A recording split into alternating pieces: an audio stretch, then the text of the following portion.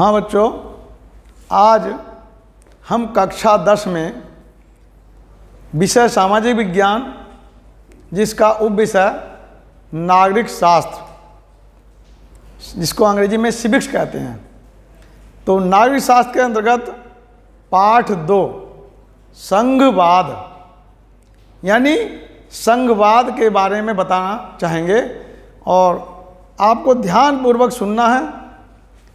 ये सब बातें राजनीति के क्षेत्र से संबंधित हैं। हमारा देश भी एक संघीय व्यवस्था पर आधारित है, इसलिए इस संघवाद के बारे में हम आपको विस्तार पूर्वक बताने का प्रयास करेंगे। आपने इस बात को पूर्ण तरह ध्यान करके सुनना है कि संघवाद क्या है और हमारे देश में यह किस प्रकार से लागू है।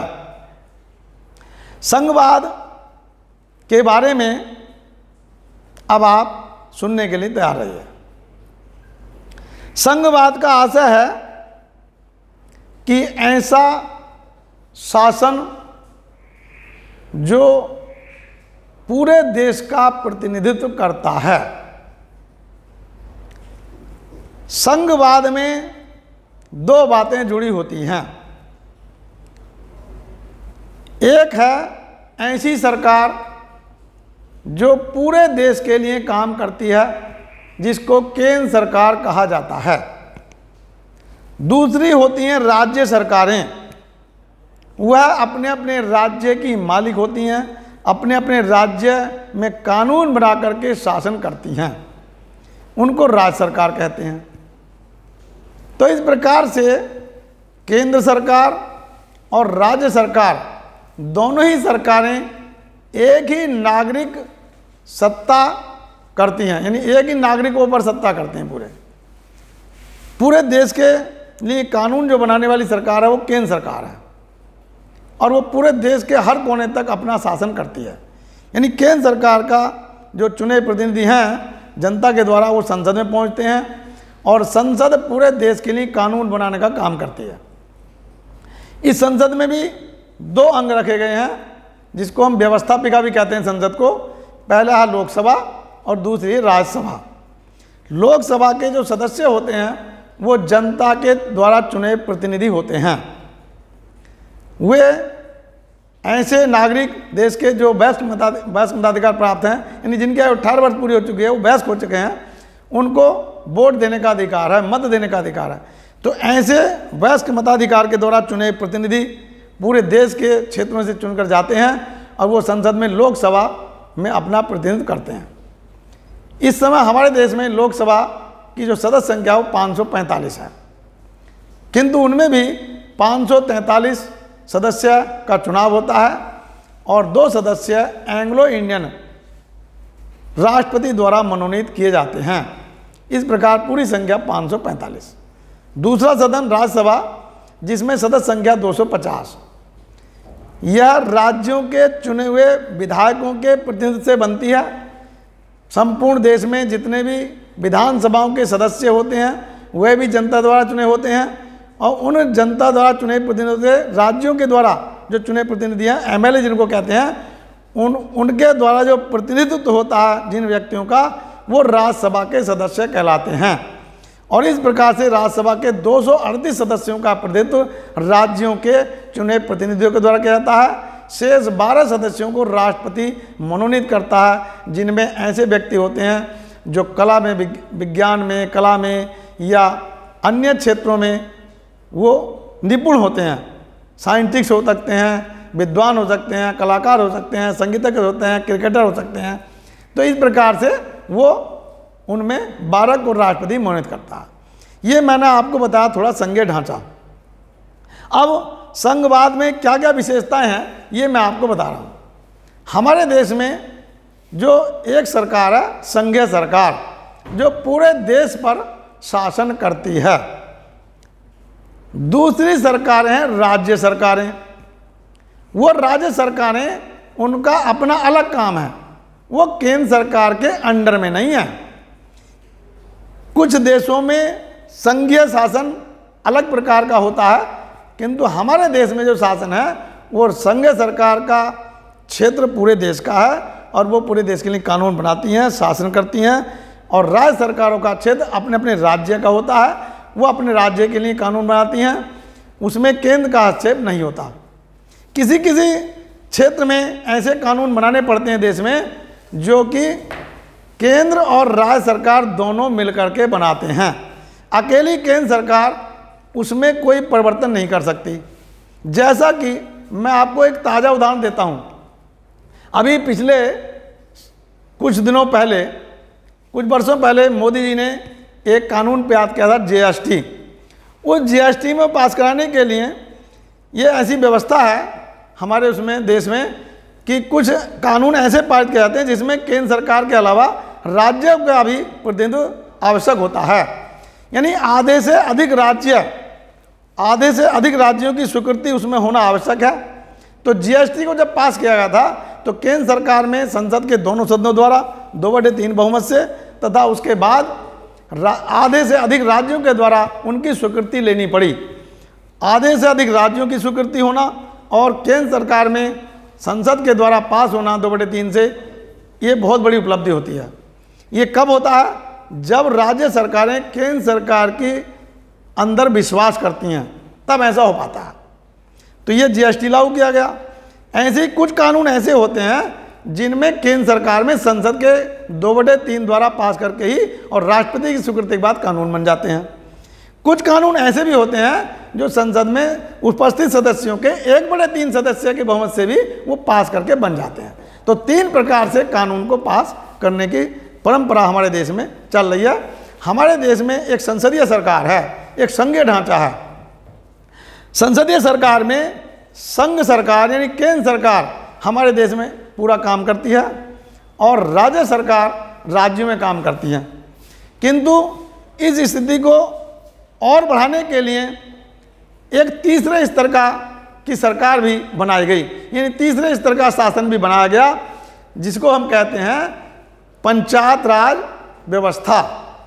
तो अब गांव में पंचायतों को इसकी प्राथमिकता दी गई, शहरों में निकाय बनाए गए, स्वशासन प्रणाली, इसको हमने कहते हैं स्वशासन प्रणाली।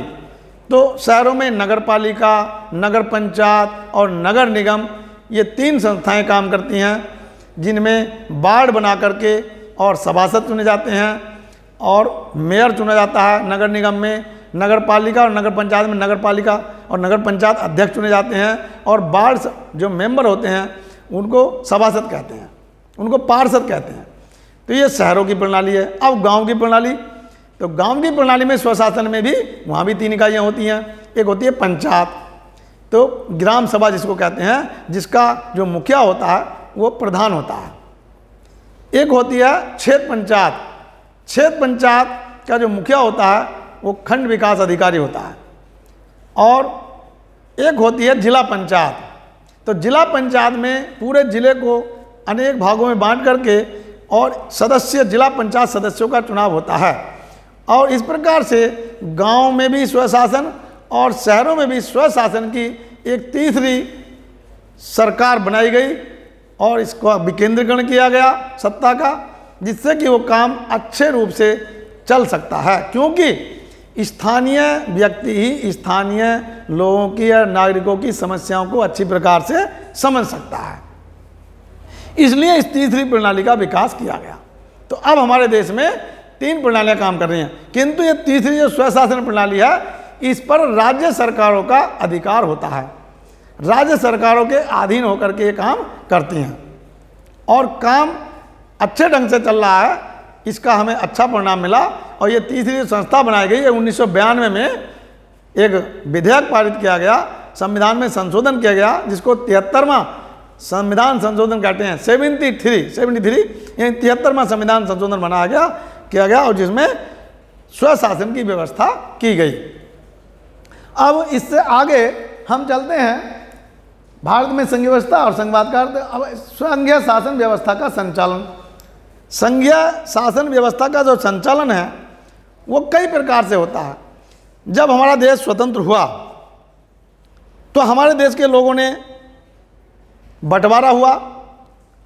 हमारे देश के मुस्लिम भाई, जो हिंदुस्तान कहलाता था पहले, वो पाकिस्तान चले गए और पाकिस्तान से जो बहुत सारे हिंदू भारत आए, किंतु इस आने जाने की व्यवस्था में बहुत बड़ी मारकाट हुई। लाखों की संख्या में लोग मारे गए, बेघर हो गए, अपने जान बचा करके भागना पड़ा, पूरा धन संपत्ति सब छोड़नी पड़ी, परिवार विखंडित हो गए, यानी अलग अलग हो गए भागने में। हर व्यक्ति को अपनी जान प्यारी होती है, तो किस किस को साथ लेकर चले ऐसा नामुमकिन हो सकता है। तो ऐसा ही विकेंद्रीकरण हमारे भारत के आज़ादी के समय बंटवारे में हुआ। भाषा के अंतर्गत कुछ क्षेत्रों में अनेक प्रकार की अलग अलग भाषाएं बोली जाती हैं। अब हमारे देश में एक मांग उठी कि भाषा के आधार पर राज्यों का पुनर्गठन किया जाए, किंतु कुछ बुद्धिजीवियों ने उस समय यह सोचा कि इस प्रकार से अगर विभाजन कर देंगे हम, तो हमारा देश एकता के रूप में नहीं बन सकता, इसका विकेंद्रीकरण हो जाएगा, यानी देश का बंटवारा द्वारा हो जाएगा। ऐसा सोच करके उसको नहीं किया गया। किंतु फिर भी हमारे देश में किसी भी भाषा को राष्ट्रभाषा का दर्जा नहीं दिया गया, केवल हिंदी को राजभाषा का दर्जा दिया गया है। हमारे देश के संविधान में हिंदी सहित 22 भाषाओं को अनुसूचित श्रेणी में डाला गया है और इसको 8वीं अनुसूची में रखा गया है। 22 भाषाएं। इस प्रकार से हमारे देश में अनेक प्रकार की भाषाएं बोली जाती हैं। सन 2011 के आंकड़ों के अनुसार हमारे देश में 1300 भाषाएं बोली जाती हैं, जिनमें मुख्य भोजपुरी है या छत्तीसगढ़ी है, झारखंडी है, इस प्रकार से। किंतु अगर हम अलग अलग जिले के हिसाब से या क्षेत्र के हिसाब से भी भाषाओं को आकलन करें, तो हम देखते हैं कि हमारे देश में लगभग 2500 भाषाएं बोली जाती हैं। जैसे कि मरवाद की भाषा, बदायूं जाएंगे तो अलग भाषा मिलेगी, बिजनौर जाएंगे तो अलग भाषा मिलेगी, मुजफ्फरनगर जाएंगे तो और खड़ी भाषा मिलेगी। तो इस प्रकार से अलग अलग क्षेत्रों में जो भाषाओं की गिनती हम करें तो हमारे देश में लगभग 2500 प्रकार की भाषाएं बोली जाती हैं।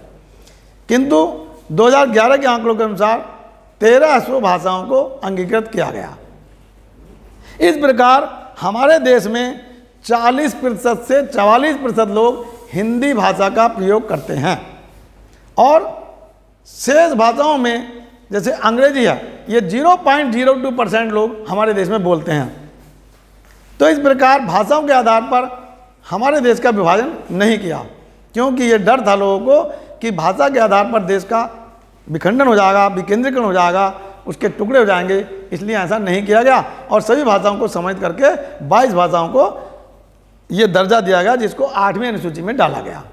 ठीक इसी प्रकार से भारतीय राजनीतिक इकाइयाँ, अब हम भारतीय राजनीतिक इकाइयों के बारे में पढ़ते हैं। भारत में राजनीतिक इकाइयों के संदर्भ में हमारे देश को आज़ादी के बाद बहुत सारी रियासतों को हमारे देश के नाम में विलय किया गया। यानी पहले गृह मंत्री सरदार वल्लभ भाई पटेल ने लगभग 562 रियासतों को भारत में मिलाया। ये हम कक्षा 8 में पढ़ चुके हैं। तो इनमें कुछ रियासतें ऐसी थीं जो हमारे देश में मिलना नहीं चाहती थीं, जैसे जम्मू कश्मीर। वहाँ के राजा हरि सिंह ने अपने राज्य को अलग देश घोषित करने के लिए एक मांग रखी और उन्होंने कहा कि हम ना पाकिस्तान में जाएंगे ना हिंदुस्तान में जाएंगे। तो इस प्रकार के उनको अलग रखा गया। इसी प्रकार से हैदराबाद के निज़ाम ने भी भारत में मिलने से मना कर दिया।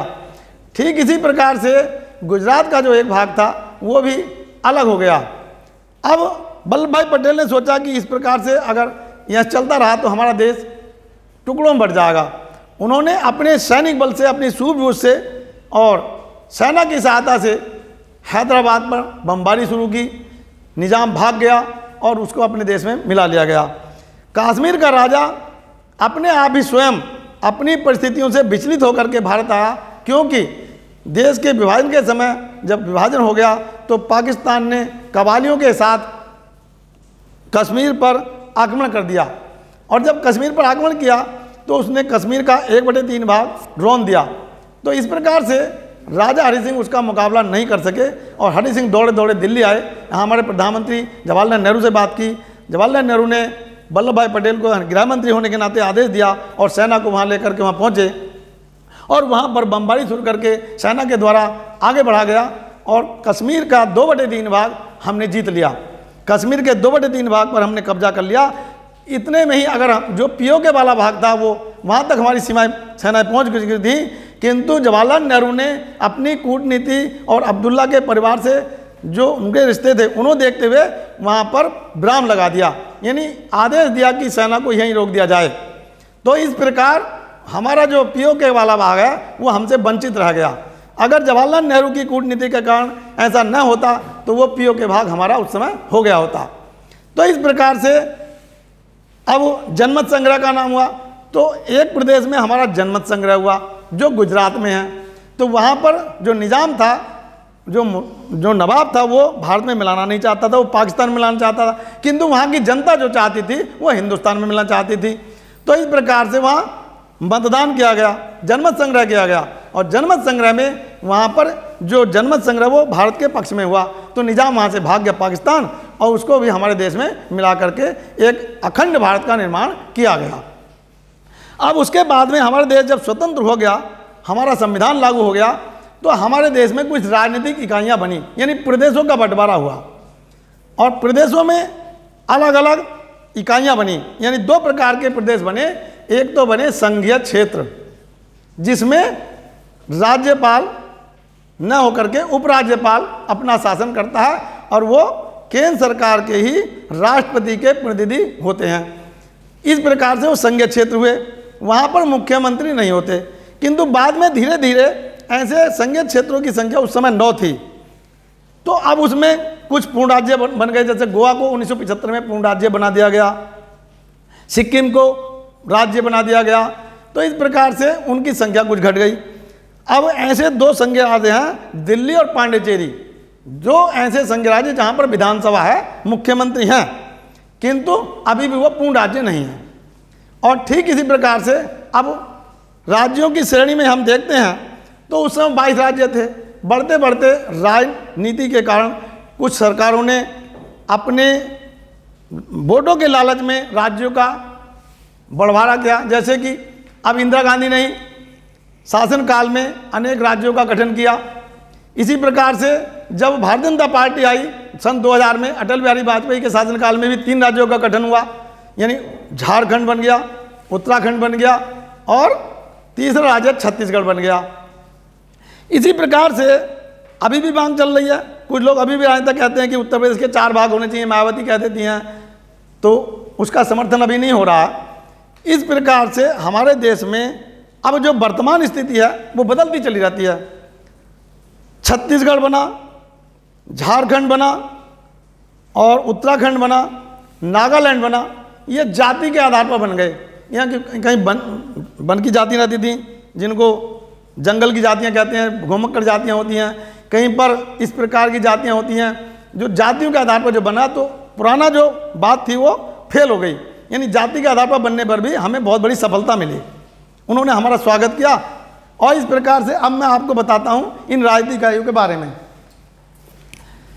इस समय मोदी जी की जब सरकार आई तो इससे पहले, ये द्वारा जब आई, अब 370 धारा हटने के पहले हमारे देश में 29 राज्य थे और 7 केंद्र शासित प्रदेश थे। किंतु अब फिर बदलाव हुआ, तो उस 29 राज्यों में जम्मू कश्मीर जो राज्य था उसको 2 भागों में बांट करके, यानी जम्मू कश्मीर को अलग और लद्दाख को अलग केंद्र शासित का दर्जा दे दिया गया।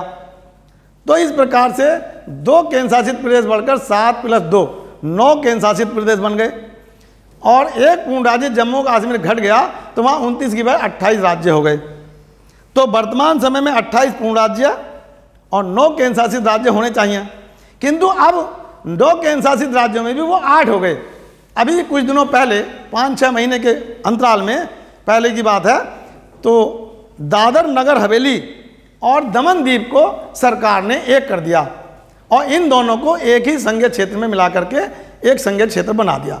तो अब वर्तमान समय में 28 राज्य और 8 केंद्र शासित राज्य काम कर रहे हैं, जिसके बारे में ये भारत का मानचित्र है। इसके बारे में आप बच्चों ध्यानपूर्वक देखेंगे। ये ऊपर है जम्मू कश्मीर। अब जम्मू कश्मीर के अब जो पुराना नक्शा है ये, इसमें ये जो वाला भाग है इधर का, ये है लद्दाख, और इसमें कुछ भाग यहाँ पर चीन के कब्जे में है अब भी। हालांकि हमने मानचित्र पुराना दिखा रखा है, ये भाग चीन के कब्जे में है, जिसको अक्साई चीन कहते हैं ये। और ये लद्दाख का केंद्र शासित प्रदेश बन गया। इधर है ये जम्मू और कश्मीर, ये दोनों ये एक मिला के ये अलग केंद्र शासित प्रदेश है। किंतु इसमें जो ये वाला भाग है ये पीओके है, ये हमारे कब्जे में नहीं है, हमने अपने नक्शे में दिखा रखा है, किंतु ये है पाकिस्तान के अंडर में। यानी जैसा कि ज़मीन बैनामा आपके नाम है और जोत रहे हैं ये, कुछ दबंग लोग ज़मीन जोत लेते हैं एक दूसरे की, तो इसी प्रकार से जोत रहे हैं, किंतु बैनामा हमारे नाम है वो, अब हम उसे कभी भी ले सकते हैं। तो मोदी जी का प्रयास चल रहा है कि इस पीओके को और अक्साई चीन को हमारे देश में मिला करके ये पूर्ण किया जाए। तो मानचित्र में परिवर्तन चीन भी करता रहता है, मानचित्र में परिवर्तन पाकिस्तान भी दिखाता रहता है। जैसे कि वर्तमान समय में नेपाल ने हमारे देश के जो 2 जिले हैं उनको अपने नक्शे में दर्शा दिया, इसमें बड़ा विवाद चल रहा है। तो इस प्रकार से चीन के कारनामे चल रहे हैं, क्योंकि चीन में कम्युनिस्ट पार्टी की सरकार है और नेपाल में भी कम्युनिस्ट पार्टी की ओली सरकार जो है वो कम्युनिस्ट पार्टी की है, वो उनके इशारे पर काम कर रही है। तो ठीक प्रकार से अब ये जम्मू कश्मीर जब अलग अलग हो गए, अब ये केंद्र शासित प्रदेश हो गए। ये ठीक आता है हिमाचल प्रदेश। हिमाचल प्रदेश इसकी राजधानी है शिमला, और इसके बाद में ये पंजाब, इसकी राजधानी चंडीगढ़, और ये हरियाणा, इसकी राजधानी भी चंडीगढ़ है। और चंडीगढ़ जो ये है सफ़ेद सफ़ेद दिख रहा, चंडीगढ़ स्वयं भी केंद्र शासित प्रदेश है। तो चंडीगढ़ 3 राज्यों की राजधानी होने का गौरव प्राप्त है केवल चंडीगढ़ को। ये 1966 में हमारा देश के जो पंजाब प्रदेश था उसके 2 टुकड़े 1966 में हुए थे।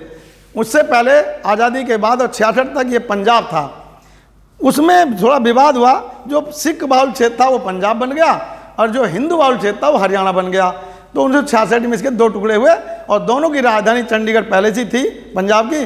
अब चंडीगढ़ को राजधानी बनाने का काम जो किया गया, बाद में कुछ सिखों ने कहा हमारी बने, हरियाणा वालों ने कहा हमारी बने, किंतु केंद्र सरकार ने इन दोनों की राजधानी को उसे बरकरार रखा और अब तक वो चल रही है। ठीक इसी प्रकार से अब ये नीचे आते हैं, ये यहाँ दिल्ली है जो केंद्र शासित प्रदेश है, किंतु यहाँ विधानसभा काम कर रही है, ये बाद में बनी थी। और यह राजस्थान, क्षेत्रफल की दृष्टि से वर्तमान में राजस्थान प्रदेश सबसे बड़ा प्रदेश है और इसकी राजधानी जयपुर है। ठीक इसी प्रकार ये है उत्तराखंड। ये उत्तराखंड 2000 में उत्तर प्रदेश से कट के बना है। इस प्रकार से ये पूरा उत्तर प्रदेश था जो शेर की मुंह की तरह था और हमें बड़ा गर्व होता था, किंतु 2000 में इसको अलग कर दिया गया और उत्तराखंड की राजधानी रखा गया देहरादून। और यह है उत्तर प्रदेश, ये हरे रंग में दिख रहे हैं। और नीचे को जो पट्टी आ रही है ये मध्य प्रदेश में कट रही है, तो ये पट्टी है आपकी झांसी, और झांसी को भी काट करके 2 जिले बन गए अब। तो पहला झांसी और दूसरा हो गया ललितपुर। तो इस प्रकार से संख्या बढ़ती चली गई जिलों की। तो ये उत्तर प्रदेश की राजधानी लखनऊ, जहाँ पर विधानसभा बनी हुई है और हमारे जो प्रदेश के चुनाव होते हैं उनमें एमएलए चुनकर वहाँ पहुँचते हैं। ठीक इसी प्रकार से अब इसके नीचे है मध्य प्रदेश, इसकी राजधानी भोपाल है। और ये है आपका गुजरात। गुजरात की राजधानी इस समय गांधीनगर है, उससे पहले अहमदाबाद थी। अहमदाबाद एक ऐसा नगर है जिसको भारत का मानचेस्टर भी कहा जाता है। तो ये भारत का मानचेस्टर क्यों कहा जाता है, ये मैंने आपको भूगोल में पढ़ा था। यहाँ पर सूती वस्त्र के सबसे अधिक कारखाने होने के कारण इसको भारत का मानचेस्टर कहा जाता है। मानचेस्टर स्थान एक लंदन में है, इंग्लैंड में एक नगर है जहाँ पर सूती वस्त्र के सबसे अधिक कारखाने संसार में सबसे अधिक पाए जाते हैं, और भारत में सबसे अधिक कारखाने अहमदाबाद में पाए जाते हैं, इसलिए इसको भारत का मानचेस्टर कहा गया। ठीक इसी प्रकार से ये आ गया नीचे महाराष्ट्र, और महाराष्ट्र की राजधानी मुंबई है। ये समुद्र के किनारे पर है, ये जहाँ कटिंग सा हो रहा है। ठीक इसी प्रकार इससे आगे चलते हैं, यह है गोवा। ये छोटा सा देश है, प्रदेश है छोटा सा, और ये पिकनिक के लिए बहुत अच्छा है। यानी यहाँ पर अगर पिकनिक करने लोग जाते हैं तो बड़ा आनंद का अनुभव करते हैं। यानी गोवा में एक है समुद्र के बीच में एक स्थान है जिसको कहते हैं बीच। वो बहुत ही सुंदर और रमणीक स्थान है। लोग जब वहाँ जाते हैं तो उस बीच में घूम के आते हैं। वो समुद्र के बीच में है बना हुआ एक स्थल भाग है, जो रेत का भाग जो ऊपर उठ के आ गया, उसमें लोग अपना रमणीक स्थान पर थोड़ा थोड़ा समय बिताते हैं और बड़ा आनंद अनुभव करते हैं। आपको कभी मौका मिले तो आप भी जाना। हमारे गोपाल भाई हो चुके हैं, वहाँ आ चुके हैं घूम के, और बड़ा आनंद का वहाँ लिया इन्होंने। और वहाँ ये बात ध्यान रखना है कि वहाँ अंग्रेज लोग बहुत आते हैं। तो ठीक इसी प्रकार से गोवा की राजधानी पणजी। अब यह है आपका कर्नाटक। पहले समय में इसको मैसूर कहते थे। हैदर अली और टीपू सुल्तान की जो राजधानी थी वो मैसूर में थी, नहीं, इसका नाम मैसूर था। बाद में इसका नाम कर्नाटक किया गया। और कर्नाटक की राजधानी भारत की वैज्ञानिक नगरी यानी बंगलौर, और उसका बाद में नाम बंगलुरु कर दिया गया। जो बंगलुरु है ये भारत की एक वैज्ञानिक नगरी कहलाती है, यानी यहाँ पर विज्ञान की सबसे बड़ी प्रयोगशालाएं हैं और संसार की सबसे अधिक प्रौद्योगिकी संस्थान यहाँ पर उपलब्ध हैं। संसार के यहाँ 300 से अधिक हार्वेस्ट और जो इंटरनेट का काम होता है यहाँ पर वो सबसे अधिक होता है। 300 से अधिक यहाँ पर प्रौद्योगिकी केंद्र हैं जो संसार में सबसे अधिक हैं। ठीक इसी प्रकार से नीचे चलते हैं तो ये गुलाबी रंग की पट्टी है, ये केरल है और केरल की राजधानी है त्रिवेंद्रपुरम। ये भी बहुत अच्छा स्थान है, अगर आपको मौका मिले त्रिवेंद्रपुरम में घूम के आना बच्चों। और ठीक इसके ठीक नीचे अब हम चलते हैं, ये हरे रंग में, ये तमिलनाडु है और तमिलनाडु के नीचे के सिरे पर यह है कन्याकुमारी, जहाँ पर विवेकानंद शिला स्मारक बना हुआ है समुद्र के किनारे पर। जब हमारे विवेकानंद जी शिकागो सम्मेलन से अमेरिका से वापस लौटे थे तो यहाँ पर सबसे पहले उन्होंने आके मत्था टेका और यहाँ की धूली को, मिट्टी को अपने माथे पर लगाया था। इसलिए उनकी यादगार में यहाँ विवेकानंद शिला स्मारक बना दिया गया है और ये दक्षिण का सबसे दक्षिण छोर का बिंदु है समुद्र के किनारे। तो इस तमिलनाडु की राजधानी चेन्नई है। ये इसका पहले नाम मद्रास था, बाद में चेन्नई कर दिया गया। और ठीक इसके अब ऊपर चलेंगे हम तो ये पुराना मानचित्र है। अब हम एक नया मानचित्र लाएंगे 2-3 खरीद के, संसार का भी, अफ्रीका या इंडिया, तो उसमें अलग बदलाव होता रहता है। तो नए मानचित्र में ये भी 2 भाग दिखाए जाएंगे। अब इसके 2 भाग हो चुके हैं, ये बहुत पहले हो चुके हैं, किंतु ये पुराना मानचित्र मैं बता रहा हूँ। तो ये आंध्र प्रदेश है। अब इस आंध्र प्रदेश के 2 टुकड़े हो चुके हैं। ये इस प्रकार से यहाँ से एक पट्टी बन गई है, ये यहाँ से है, ऐसे आई, और इस प्रकार से ऐसे ये बीणा के रूप की, ये जैसे बीणा होती है इस प्रकार यहाँ चौड़ा हो गया, इस प्रकार ऐसे आया ये। अब ये बीणा रूप हो गया है। तो ये तो हो गया अब आंध्र प्रदेश, और ये ऊपर को जो बन गया, ये बन गया तेलंगाना। अब तेलंगाना की और आंध्र प्रदेश की दोनों की राजधानी बन गए थे नए प्रदेश, तो हैदराबाद रखी गई। अब कुछ किताबों में अभी भी दोनों की राजधानी हैदराबाद चली आ रही है, किंतु नहीं, अब कुछ टीचर तो उन्हें अलग अलग बताते ही नहीं है। अब जैसे ये पुस्तक रखी है, भी नई है किताब आ रही है, इसमें दोनों की राजधानी हैदराबाद लिखी हुई है, किंतु ऐसा नहीं है। जो हैदराबाद राजधानी है वो तेलंगाना की है, वो तेलंगाना में आ गई। और आंध्र प्रदेश की जो नई राजधानी वो अमरावती है। तो इसको किताबों के आधार पर कुछ टीचर पढ़ाते रहते हैं, नई नॉलेज हमें रखनी चाहिए, इसलिए समाचार सुनने बहुत ज़रूरी हैं। तो बच्चों समाचार भी सुनने जरूरी हैं, क्योंकि आप गाने अधिक देखते हो, सीरियल देखते हो, वो तो देखो ही देखो, किंतु समाचार सुनना बहुत जरूरी है। मैं प्रतिदिन लगभग 4 घंटे समाचार बदल बदल के चैनल जरूर देखता हूँ और नोट भी करता हूँ।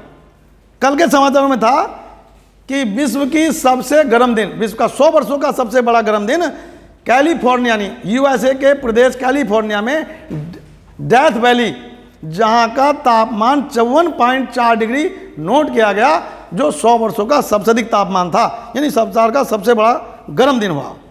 तो ये कल के समाचारों में था। अब लोग समाचार सुनते नहीं, बहुत से छमछल्लों के गाने देखते रहते हैं, ये सही नहीं है। समाचार हमारे लिए बहुत ज़रूरी है, नॉलेज बढ़ती है और पूरे देश के संसार की बातों का हमें ज्ञान मिलता है, इसलिए हमें ज्ञान बहुत जरूरी है। आजकल जितने भी पेपर होते हैं, प्रतियोगिता परीक्षा होती हैं, उसमें सब में जीके बहुत जरूरी है, यानी सामान्य ज्ञान। अब देखो हमारे राजीव जी बैठे हैं, सामान्य ज्ञान इनका बढ़िया है, तो इन्होंने कई परीक्षाओं में भाग ले लिया। तो सामान्य ज्ञान जीके बहुत जरूरी है। अब ये जो बता रहा हूँ मैं आपको, ये भी जीके है। इसी प्रकार से अब ये आता आपका, ये जो छत्तीसगढ़ है, ये मध्य प्रदेश के कट के बना 2000 में, और छत्तीसगढ़ की राजधानी रांची, रायपुर है रायपुर, छत्तीसगढ़ की राजधानी रायपुर, और इसके बराबर में झारखंड की है रांची। रांची यानी आपको सुना होगा झारखंड के कौन खिलाड़ी हैं, बोलो धोनी। तो धोनी जो है ये अब संन्यास ले चुके हैं, तो केवल T20 खेलेंगे। और अब जो है धोनी के साथ एक और है दूसरे खिलाड़ी, वो कौन है? सुरेश रैना। उन्होंने भी उनके 1 घंटे बाद संन्यास ले लिया। अब ये इस प्रकार से अब यहाँ आते हैं, ये है उड़ीसा। उड़ीसा की राजधानी भुवनेश्वर, और इसके बराबर में एक मंदिर है कोणार्क का सूर्य मंदिर, जो जीके में बहुत आता है। भुवनेश्वर उड़ीसा की राजधानी। इसके ठीक हम ऊपर चलते हैं तो ये आता है हरे रंग में पश्चिमी बंगाल। पश्चिम बंगाल की राजधानी कोलकाता, और पहले इसे कलकत्ता कहते थे, अब कोलकाता बन गया है, बंगाली भाषा में इसका नाम बदल दिया गया है। ठीक इसके ऊपर आते हैं, ये या पट्टी देखो कितनी है, ये पतली पट्टी यहाँ तक पहुँच गई है। अब ये चीन की क्या कारण है हमें, देखिए मैं बताता हूँ, थोड़ा समझाता हूँ। ये मानचित्र है, ये नेपाल है और ये चीन है। चीन ने पहले यहाँ भूटान पर आक्रमण किया, और भूटान को कब्जा करने के लिए उन्होंने ये आक्रमण किया, जिससे कि अब हमारा सिक्किम प्रदेश है। अब ये केवल ये जो पट्टी यहाँ से हमारे जो देश में मिलती है, यहाँ पर ये केवल 24 किलोमीटर की पट्टी है बस। इस पर कब्जा कर ली नेपाल, और भूटान पर कब्जा करना चाहता है चीन। अगर इस पट्टी पर उसने कब्जा यहाँ से कर लिया, नेपाल पे करते हुए या भूटान पे करते हुए, तो अब ये बांग्लादेश पूरी पाकिस्तान है। तो ये जो हमारे पूर्वोत्तर राज्य हैं, ये हमसे सब कट जाएंगे। इसलिए हमारी सरकार, हमारे प्रधानमंत्री भी इन पूर्वोत्तर राज्यों को ज़्यादा स्वायत्ता दे रहे हैं। इनको एक विशेष दर्जा देने के लिए काफ़ी अभियान चलाए जा रहे हैं। और ये पहले पूरा एक ही राज्य था जिसका नाम था असम, किंतु अब ये 7 राज्य बन गए हैं, इसलिए इनको 7 बहनों के नाम से भी पुकारा जाता है। इसमें ये सिक्किम तो अलग था, ये तो 1975 में हमारे देश का राज्य बना था इंदिरा गांधी के शासनकाल में। इसके अलग यहाँ पर अब ये चलते हैं हम, तो ये पीले रंग में है असम, ये ऐसे। इसकी राजधानी दिसपुर, और इसके ठीक नीचे मेघालय है, इसकी राजधानी शिलांग। मेघालय एक ऐसा प्रदेश है जहाँ पर संसार की सबसे अधिक वर्षा वाला स्थान चेरापूंजी था पहले, किंतु अब मौसिन नाम हो गया, वो भी उसी घाटी में स्थित है। तो ये इस प्रकार से, इससे आगे चलेंगे अरुणाचल प्रदेश। इस पर भी चीन कब्जा करना चाहता है। कभी कभी चीन की सेना इसके अंदर घुस जाती हैं 50 किलोमीटर 100 किलोमीटर, और अपना पत्थर गाड़ देती हैं कि चीन यहाँ पर यहाँ तक है, किंतु हमारे देश की सेनाएं भी उनका मुकाबला करती हैं, उन्हें पीछे हटा देती हैं। तो अरुणाचल प्रदेश की राजधानी ईटानगर है, और ठीक इसके बाद में नागालैंड, इसकी राजधानी कोहिमा है। इसके नीचे है मणिपुर, इसकी राजधानी इम्फाल है, ये सफ़ेद रंग में दिखाई जा रही है। और फिर है ये यहाँ पर है मिजोरम, इसकी राजधानी आइजोल है। और यह है त्रिपुरा, इसकी राजधानी है अगरतला। तो ठीक इस प्रकार से ये हमारे 28 राज्य हुए। अब केंद्र शासित में चंडीगढ़ जो पंजाब में स्थित है, दिल्ली जो उत्तर प्रदेश की सीमा पर स्थित है, यमुना पार, यमुना से इधर से लग जाता है। और ये है जो दो प्रदेश हैं जो एक साथ हुए। अब आप कहेंगे कि एक जगह नहीं है, देखिए ये आपके सामने दमन, और ये है दीव, और यह दमन, दोनों को एक जगह मिला दिया गया। इसके बराबर में है यह दादर नगर हवेली। तो दादर नगर हवेली, दमन और दीव, दमन गुजरात में इधर है और दीव गुजरात के हिस्से में इधर है समुद्र के किनारे, और दादर नगर हवेली भी यहाँ पर है। इनको तीनों को मिला करके एक केंद्र शासित प्रदेश बना दिया गया। एक है पांडिचेरी, पांडिचेरी देखिए इधर है, ये है पांडिचेरी। तो पांडिचेरी ये भी एक स्थान पर नहीं है, यहाँ पर भी है, यहाँ पर भी है, तीनों को एक जगह मिला दिया, तीनों क्षेत्रों को, ये पांडिचेरी बन गया। और इस प्रकार से ये हमारा राजनीतिक इकाइयाँ पूरे देश में काम करती हैं। अब ठीक इसी प्रकार से भाषा की नीति, यानी हमारे देश में इस समय 22 भाषाओं को राजकीयकृत किया गया है, जिनको संविधान की 8वीं अनुसूची में रखा गया है, जिसमें राष्ट्रभाषा कोई नहीं है, हिंदी को राजभाषा माना गया है। राजभाषा नहीं कोई भी, राजभाषा माना गया है। ठीक इसी प्रकार से अब मैं ज़्यादा लंबा समय न लेते हुए केंद्र राज्य संबंध बताता हूँ थोड़ा सा। हमारे देश में जो राज्य हैं, सरकार हैं और केंद्र सरकार है, उनका थोड़ा संबंध बताता हूँ। केंद्र सरकार और राज्य सरकार में अगर ठीक प्रकार का संबंध चलता रहता है तो हमारे देश में शासन सुचारू रूप से चलता रहता है। किंतु कुछ समय पहले, यानी 1990 से पहले, जो कांग्रेस की सरकार केंद्र में ज़्यादातर होती रहती थी, उस समय क्या होता था, केंद्र की सरकार राज्य की सरकारों को, जो सरकारें कांग्रेस की नहीं होती थी, उनको धारा 356 के अंतर्गत उनको राष्ट्रपति शासन लगा करके गिरा दे देते थे, उनको गिरा देते थे, राष्ट्रपति शासन लगा दिया जाता था। ऐसा 1990 से पहले होता था। किंतु 90 के बाद में जब किसी भी सरकार को पूर्ण बहुमत नहीं मिला, तो क्षेत्रीय दलों की सहायता से सरकारें बनाई गईं। ऐसी पहली सरकार जो क्षेत्रीय दलों की सहायता से 22 दलों के द्वारा निर्मित सरकार अटल बिहारी वाजपेयी के द्वारा गठबंधन सरकार बनी। ऐसी सरकारों को गठबंधन सरकार कहा गया और जिनने पूरे 5 साल पूरे किए। ऐसी पहली सरकार थी अटल जी की गठबंधन सरकार, जिसने पूरे 5 वर्ष पूरे किए। जबकि कांग्रेस ने भी इस प्रकार की गठबंधन सरकारों का प्रयास किया था, किंतु वो पूरे 5 वर्ष नहीं चल सकी थी। अब राज्य सरकारें जो हैं और केंद्र सरकार, इनमें अंतर क्या है? कुछ क्षेत्र राज्य सरकार के होते हैं और उनको पूर्ण स्वायत्तता होती है। तीसरे स्तर की सरकार, अब 1992 में एक 73वां संविधान संशोधन हुआ, जिसमें एक तीसरे प्रकार की स्वशासन की व्यवस्था देश में की गई और उसको राज्य सरकारों के अधीन रखा गया। तो ग्रामीण क्षेत्रों में इसको हमने कहा ग्राम पंचायत, क्षेत्र पंचायत और जिला पंचायत, और शहरों में इसको रखा गया नगर पंचायत, नगर पालिका और नगर निगम। तो 3 प्रकार के क्षेत्र शहरों में और 3 प्रकार की स्वशासन प्रणाली गांव में रखी गई, जिनके द्वारा ये क्यों रखी गई और बहुत सफल हुई है, क्योंकि इनमें यह हुआ कि जो व्यक्ति वहाँ उसी क्षेत्र का रहने वाला है, उस क्षेत्र के नागरिकों के सुख दुख को अच्छी प्रकार से जानता है और उनको रख सकता है, उनको ठीक करने के लिए विधेयक भी पारित कर सकता है। किंतु दूर का व्यक्ति अगर आता है, कोई मान लीजिए उत्तर प्रदेश में काम करने के लिए, एक मुरादाबाद में आए थे पहले, तो वो सांसद थे, आंध्र प्रदेश के रहने वाले थे, क्रिकेटर थे अजहरुद्दीन, तो अब यहाँ की समस्याओं क्या सुनते हो? तो यहाँ के रहने वाले कोई समस्या उन्होंने सुनी नहीं, जीतने के बाद पहुँच गए वहाँ, 5 साल का तक आए नहीं लौट के। तो यहाँ के मोमडन भी उनकी बुराई करने लगे, हिंदू तो करते ही करते, मोमडन भी करने लगे। क्यों? अब हमारे क्षेत्र में काम तो हो नहीं रहा। तो इसी ऐसी दृष्टि को देखते हुए स्वशासन की व्यवस्था हमारे देश में की गई और इस स्वशासन को राज्य सरकारों के अधीन किया गया। भारत में विकेंद्रीकरण, अब विकेंद्रीकरण के बारे में बताता हूं मैं, संक्षिप्त में बता रहा हूं, बच्चों किताब पढ़ लेना आप, क्योंकि टाइम इतना नहीं है। तो विकेंद्रीकरण में क्या होता है? विकेंद्रीकरण में यह होता है कि केंद्र सरकार और राज्य सरकार, इनमें आपस में यदि संबंध ठीक है तो काम ठीक चलता रहता है।